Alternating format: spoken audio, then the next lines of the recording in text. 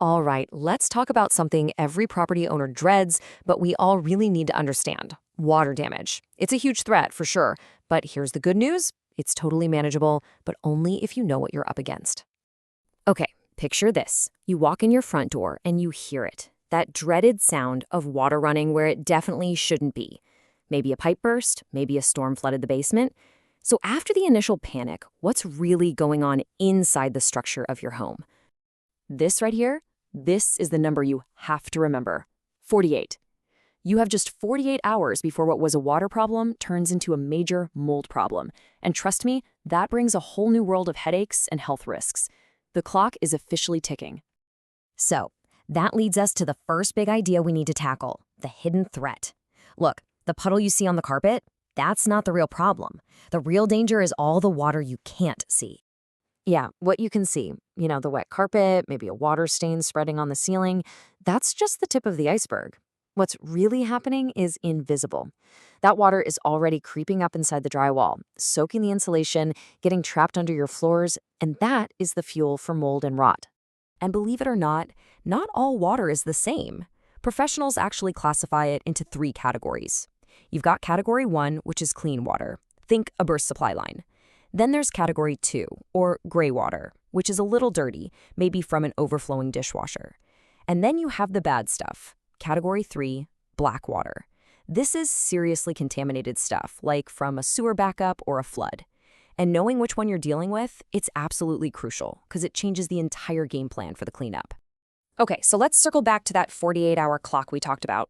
This is literally a race against biology. Think about how fast this happens. In the first hour, water is already spreading through things like drywall and wood. After 24 hours, those materials are completely soaked and they start to get weak. And then you hit that 48-hour mark. Suddenly, the mold spores that are literally everywhere in the air find that moisture and bam, they start to grow. Your water problem has just officially leveled up into a health hazard. So, with all this chaos, what do? Well, you fight it with a system. A professional, step-by-step approach that's built for this exact emergency. And it all starts with one thing: speed. Seriously, the goal is to have a team at your door within 60 minutes. That immediate response is everything. It's how you stop that clock we've been talking about and prevent even more damage. The whole recovery process really breaks down into three main phases. First up, emergency extraction.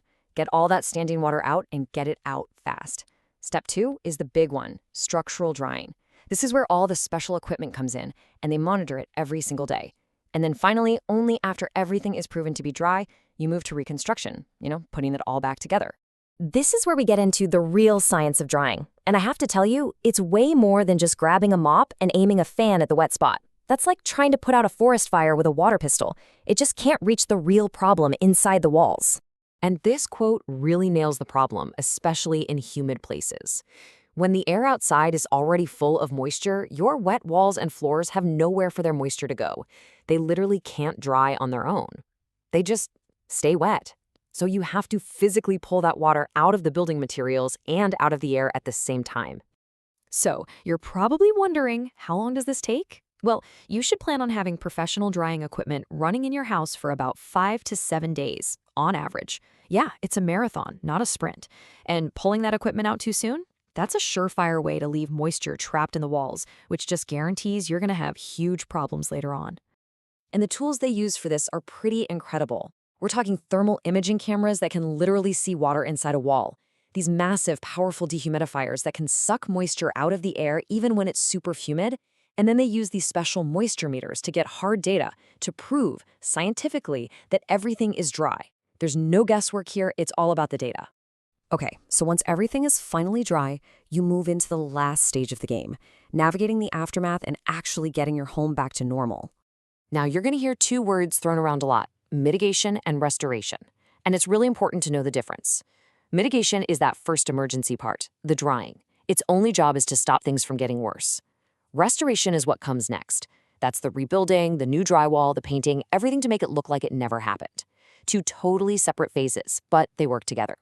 And of course, a huge piece of the aftermath is dealing with insurance. The good news is a pro restoration company handles all of it. They take all the photos, create the moisture maps, document everything exactly the way the insurance company needs to see it. They work directly with your adjuster and basically fight for you to make sure everything that needs to be fixed gets covered. It takes a huge weight off your shoulders.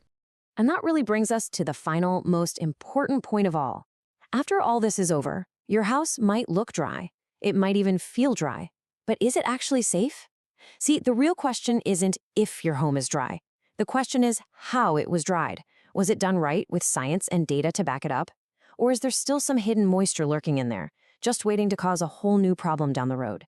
And that is the real truth about water damage.